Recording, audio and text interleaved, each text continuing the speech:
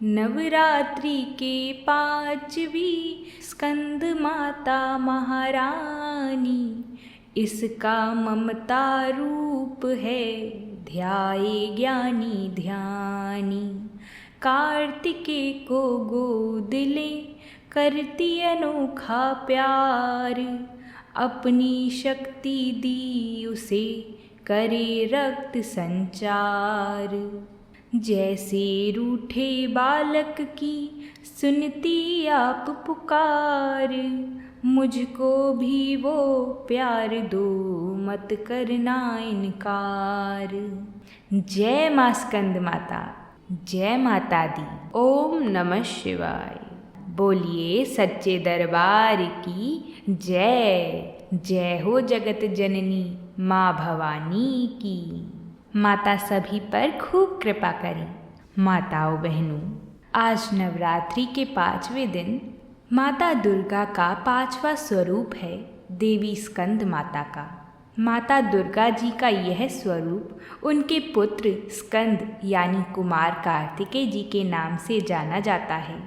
माता के पुत्र स्कंद कुमार देवासुर संग्राम में देवताओं के सेनापति बने थे। स्कंद कुमार की माता होने के नाम से ही इन्हें स्कंद माता कहा जाता है। इनकी उपासना नवरात्रि के 5वें दिन की जाती है। स्कंद माता की 4 भुजाएं हैं और माता अपनी गोद में अपने पुत्र स्कंद को गोद में बैठाए रखती हैं। आज के इस नवरात्रि के 5वें दिन आज हम माता अन्नपूर्णा की कथा को सुनेंगे।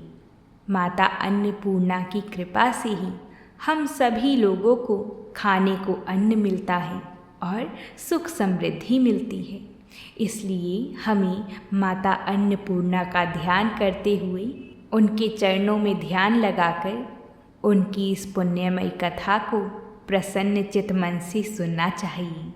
माता की कृपा से सभी के घर धन धान्य से भर जाते हैं। इसलिए प्रेम से जयकारा लगाकर कथा को शुरू करेंगे। बोलिए माता अन्नपूर्णा की जय। भक्तगणों, एक बार काशी निवासी धनंजय की पत्नी का नाम सुलक्षणा था। उसे अन्य सब सुख प्राप्त थे, केवल निर्धनता ही उसके दुख का एकमात्र कारण था। यह दुख उसे हर समय सताता रहता था।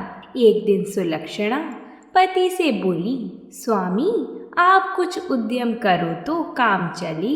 इस प्रकार कब तक काम चलेगा? सुलक्षणा की बात धनंजय के मन में बैठ गई और वह उसी दिन विश्वनाथ शंकर जी को प्रसन्न करने के लिए बैठ गया और कहने लगा, हे देवाधिदेव विशेश्वर, मुझे पूजा पाठ कुछ आता नहीं है, केवल आपके भरोसे बैठा हूँ। इतनी विनती करके वह 2-3 दिन तक भूखा प्यासा बैठा रहा। यह देखकर भगवान शंकर ने उसके कान में अन्नपूर्णा अन्नपूर्णा अन्नपूर्णा अन्नपूर्णा कहा। इस प्रकार 3 बार कहा। यह कौन क्या कह गया? इसी सोच में धनंजय पड़ गया कि मंदिर में आती ब्राह्मणों को देखकर पूछने लगा, पंडित जी अन्नपूर्णा कौन है? ब्राह्मणों ने कहा, तू अन्न छोड़ बैठा है सो तुझे अन्न की ही बात सूझती है। जा घर जाकर अन्न ग्रहण कर ले। धनंजय घर गया, स्त्री से सारी बात कही। वह बोली, नाथ चिंता मत करो, स्वयं शंकर जी ने यह मंत्र दिया है, वह स्वयं ही खुलासा करेंगे। आप फिर जाकर उनकी आराधना करो।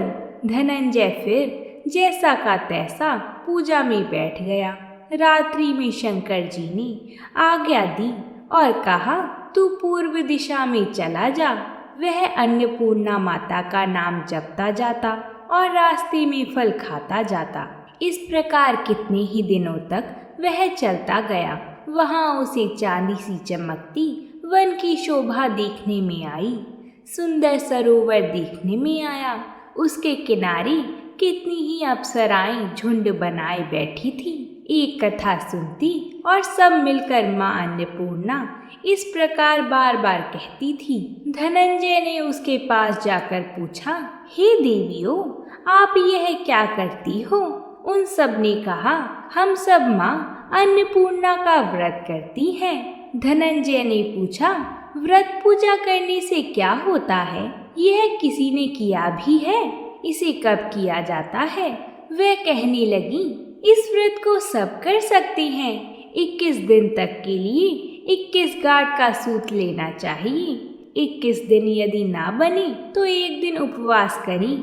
यह भी ना बने तो केवल कथा सुनकर प्रसाद ले लें। निराहार कथा कहें, कथा सुनने वाला कोई ना मिले तो पीपल के पत्तों को रखकर सुपारी या घृत कुमारी वृक्ष को सामने कर, दीपक को साक्षी कर, सूर्य, गाय, तुलसी या महादेव को बिना कथा सुनाए मुख में दाना ना डालें। यदि भूल से कुछ पड़ जाए तो एक दिवस फिर उपवास करें। व्रत के दिन क्रोध न करें और झूठ ना बोलें। धनंजय बोला, इस व्रत के करने से क्या होता है? वह कहने लगी, इसके करने से अंधों के नेत्र मिल जाती हैं, लूलों के हाथ मिले, निर्धन के घर धन आए, बांझी को संतान मिले, मूर्ख को विद्या आए। जो जिस कामना से व्रत करे माँ उसकी इच्छा पूरी करती हैं। माताओं बहनों, यहाँ तक कथा को सुन लिया है तो कथा को एक लाइक ज़रूर कर दें। आपके एक लाइक करने से हमें आगे की कथाओं को बनाने का प्रोत्साहन मिलता है, इसलिए लाइक ज़रूर करें। वह कहने लगा, मेरे पास भी धन नहीं है, विद्या नहीं है, कुछ भी तो नहीं है। मैं तो दुखिया ब्राह्मण हूँ, मुझे इस व्रत का सूत दोगी? कन्याओं ने बोला, हाँ भाई, तेरा कल्याण हो, हम तुम्हें अवश्य देंगी। ले, इस व्रत का मंगलसूत्र ले। धनंजय ने व्रत किया।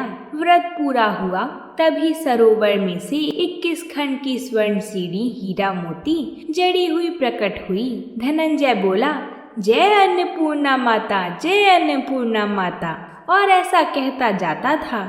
इस प्रकार कितनी ही सीढ़ियां उतर गया तो क्या देखता है कि करोड़ों सूर्य से प्रकाशमान अन्नपूर्णा माता का मंदिर है।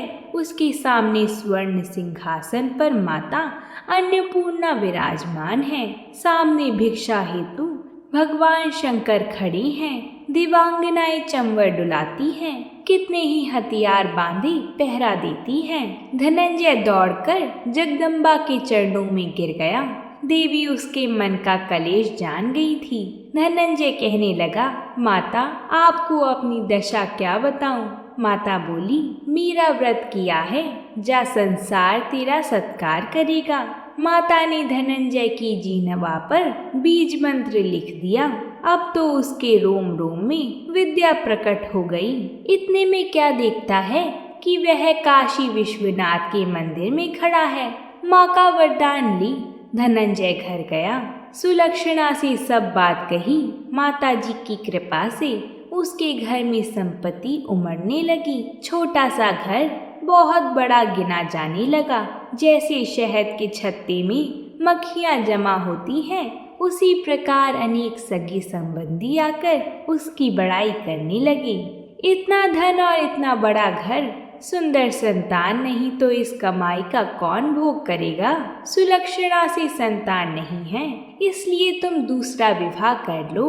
अनिच्छा होते हुए भी धनंजय को दूसरा विवाह करना पड़ा और सती सुलक्षणा को सौत का दुख उठाना पड़ा। इस प्रकार दिन बीतते गए। नए बंधन से बंधे पति से सुलक्षणा ने कहलाया कि हम व्रत के प्रभाव से सुखी हुए हैं, इस कारण यह व्रत छोड़ना नहीं चाहिए। यह माता जी का प्रताप है जो हम इतने संपन्न और सुखी हैं। सुलक्षणा की बात सुन धनंजय उसके यहाँ आया और व्रत में बैठ गया। नई बहू को इस बात की खबर नहीं थी। वह धनंजय के आने की राह देख रही थी। दिन बीतते गए और व्रत पूर्ण होने में 3 दिवस बाकी थे। नई बहू को खबर पड़ी। उसके मन में ईर्ष्या की ज्वाला दहकने लगी। तब वह सुलक्षणा के घर आ पहुंची और उसने वहां भगदड़ मचा दी। वहां धनंजय को अपने साथ ले गई। वह अपने पति धनंजय को अपने साथ ले गई। नए घर में धनंजय को थोड़ी देर के लिए निद्रा ने आ दबाया। इसी समय नई बहू ने उसका व्रत का सूत तोड़कर आग में फेंक दिया। तब तो माताजी का कोप जाग गया। घर में अकस्मात आग लग गई, सब कुछ जलकर खाक हो गया। सुलक्षणा जान गई और पति को फिर अपने घर ले आई।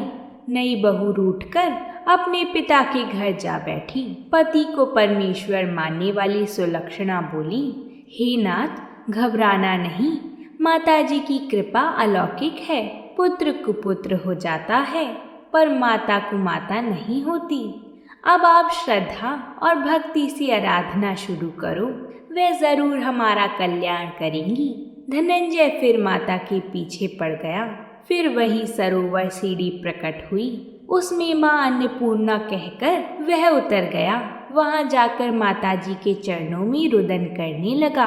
माता प्रसन्न होकर बोली, यह मेरी स्वर्ण की मूर्ति ले, उसकी पूजा करना, तू फिर सुखी हो जाएगा। जा, तुझे मेरा आशीर्वाद है। तेरी स्त्री सुलक्षणा ने श्रद्धा से मेरा व्रत किया है, उसे मैंने पुत्र दिया है। धनंजय ने आंखें खोली तो खुद को काशी विश्वनाथ के मंदिर में खड़ा पाया। वहां से फिर उसी प्रकार वह घर को आया। इधर सुलक्षणा के दिन चढ़े और महीने पूरे होते ही पुत्र का जन्म हुआ। गांव में आश्चर्य की लहर दौड़ गई। इस प्रकार उसी गांव में निःसंतान सेठ के पुत्र होने पर उसने माता अन्नपूर्णा का मंदिर बनवा दिया। उसमें माताजी धूमधाम से पधारी, यज्ञ किया और धनंजय को मंदिर के आचार्य का पद दे दिया। जीविका के लिए मंदिर की दक्षिणा और रहने के लिए बड़ा सुंदर सा भवन दिया। धनंजय स्त्री पुत्र सहित वहां रहने लगा। माता की कृपा से उसका जीवन भरपूर चल रहा था। उधर नई बहू के पिता के घर डाका पड़ा, सब लूट गया। वह भीख मांगकर पेट भरने लगे। सुलक्षणा ने यह सुना तो उन्हें बुला भेजा और उन्हें अलग घर में रख लिया। उनके अन्न वस्त्र का प्रबंध कर दिया। धनंजय, सुलक्षणा और उसका पुत्र माताजी की कृपा से आनंद से रहने लगे। माताजी ने जैसे इनके भंडार भरे, वैसे ही सबके भंडार भरना। बोलिए माता रानी की जय। आइए अब हम सभी माता की भक्ति और श्रद्धा को और बढ़ाने के लिए माता संपदा की कथा को सुनते हैं। माता संपदा की कथा को सुनने से घर में धन संपत्ति बनी रहती है। बोलिए माता संपदा की जय हो। एक समय एक नगर में राजा नल हुआ करती थी। उसकी दमयंती नाम की एक रानी थी। एक दिन महल के नीचे एक बुढ़िया आई जो संपदा माता का डोरा बांट रही थी और कहानी सुना रही थी। वहाँ पर बहुत भीड़ हो रही थी। सब औरतें डोरा ले रही थीं। रानी ने ऊपर से देखा और दासी से बोली कि नीचे देखकर आओ, किस चीज़ की भीड़ हो रही है। तो वह देखकर आई और बोली कि एक बुढ़िया है जो संपदा माता का डोरा बांट रही है, जिससे धन लक्ष्मी होती है। वह डोरा कच्चे सूत की 16 तार की 16 गांठ देकर और हल्दी में रंगकर पूजा करके 16 नए जौ के आंखें हाथ में लेकर संपदा माता की कहानी सुनकर गले में बांधा जाता है। तब रानी ने भी निश्चय किया कि वह भी डोरा लेगी और वह भी उस बुढ़िया के पास गई और उसने भी अपने हार में उस डोरे को बांध लिया। जब राजा बाहर से आया तो डोरा देखकर बोला कि रानी, आज हार में क्या बांध रखा है। तो रानी बोली कि संपदा माता का डोरा बांध रखा है, इससे धन लक्ष्मी बढ़ती है। तो राजा बोला कि अपने पास तो बहुत धन है, और ऐसा कहकर राजा ने डोरा फेंक दिया। उसी रात को स्वप्न में संपदा माता बोली कि राजा, मैं तो संपदा हूँ, इसलिए जा रही हूँ, तेरा धन कोयला हो जाएगा। सुबह उठकर जब राजा ने देखा तो सारा धन कोयला हो गया।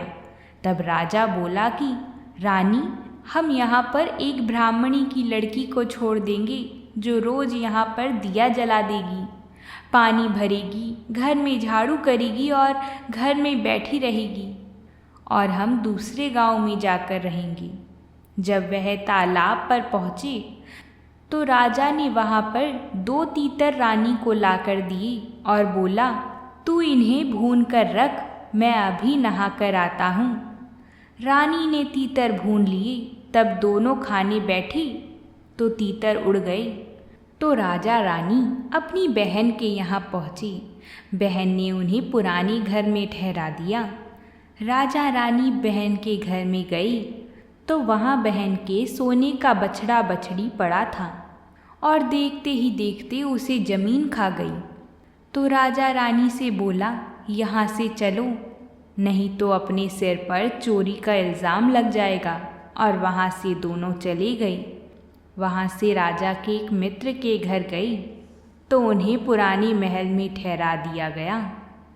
वहाँ पर गई तो वहाँ 1.25 करोड़ का हार खुटी पर टंगा हुआ था।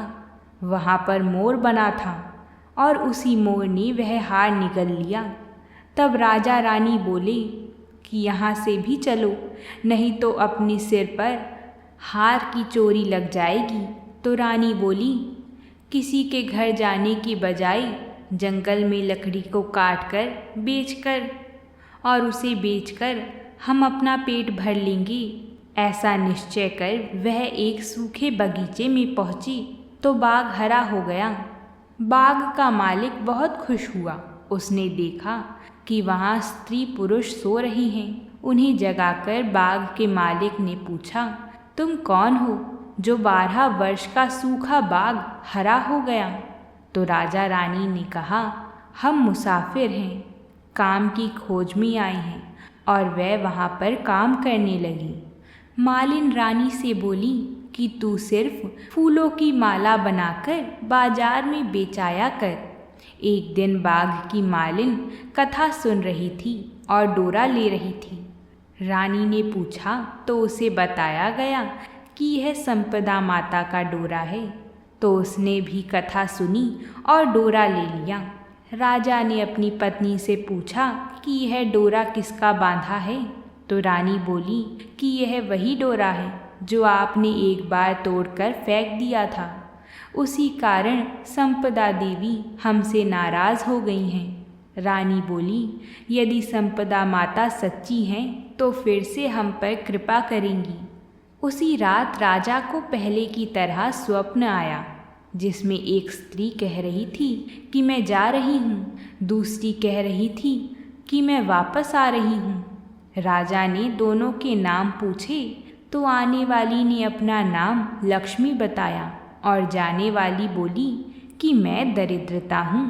तो राजा ने पूछा कि मुझे पता कैसे चलेगा? तब संपदा बोली कि जब सुबह कुएं से जल भरने जाएगा तो पहली बार जौ निकलेंगी, दूसरी बार में हल्दी की गांठ, तीसरी बार में कच्चा सूत निकलेगा। संपदा माता ने उन्हें खूब सारा धन दिया। फिर राजा रानी बोले कि अब हमारे 12 वर्ष पूरे हो गए हैं और अच्छे दिन आ गए हैं, इसलिए हम अपने घर जा रहे हैं। तब मालिन ने उन्हें बहुत सा धन दिया। वहाँ से वह अपने दोस्त के यहाँ पहुँची तो दोस्त राजा ने उन्हें अपने नए महल में ठहराया। फिर राजा बोला कि हमें वहीं पर ठहरा दो जहाँ पहले ठहराया था। वहाँ जाकर देखा तो जो हार मोर ने निगल लिया था वह हार खूंटी पर टंगा हुआ था और उनका कलंक उतर गया। वहाँ से वह बहन के गई तो बहन ने उन्हें नए महल में ठहरने के लिए कहा। तब राजा रानी बोले, हमें तो वहीं ठहरा दो जहाँ पहले ठहराया था। जब वहाँ पर गई तो जो धरती माता बछड़ा बछड़ी निकल गई थीं वह दे गईं। तो राजा रानी से बोला कि अब हमारे दिन अच्छे आ गए हैं। वहाँ से राजा रानी सरोवर के किनारे पहुँचे। जो दोनों तीतर पड़े हैं वह समझ गए कि ये वही तीतर हैं जो उड़ गए थे। वहाँ से राजा रानी अपने महल की तरफ चले गई। तो देखा कि जो दरवाज़ा टेढ़ा हो गया था वह ठीक हो गया है। सोने की झारी आ गई है, दातन हरी हो गई। जो ब्राह्मण की बेटी दीपक जलाने के लिए छोड़ गए थे उसको उन्होंने अपनी धर्म बेटी बना लिया। उसको बहुत सारा धन देकर उसका विवाह किया और रानी ने संपदा माता का उज्जमन किया। 16 ब्राह्मणी जिमाई, 16 चीज़ें दी, हलवे पूड़ी की रसोई बनाई। हे संपदा माता, जैसे पहले राजा से रूठी वैसे किसी से मत रूठना। राजा को वापस वैभव दिया वैसे सबको देना। बोलिए संपदा माता की जय हो। अब हम आपसे कल मिलेंगे एक नई कथा के साथ। आप जाकर दुर्गा सप्तशती की कथा ज़रूर सुनें और इन कथाओं को अपने परिवारजनों के साथ ज़रूर शेयर करें। वीडियो को लाइक करें जिससे यह कथा सभी माताएं बहनें सुन सकें। और अगर आप कमेंट करना जानती हैं तो कमेंट में जय माता दी ज़रूर लिखें। तो प्रेम से बोलिए जय माता दी।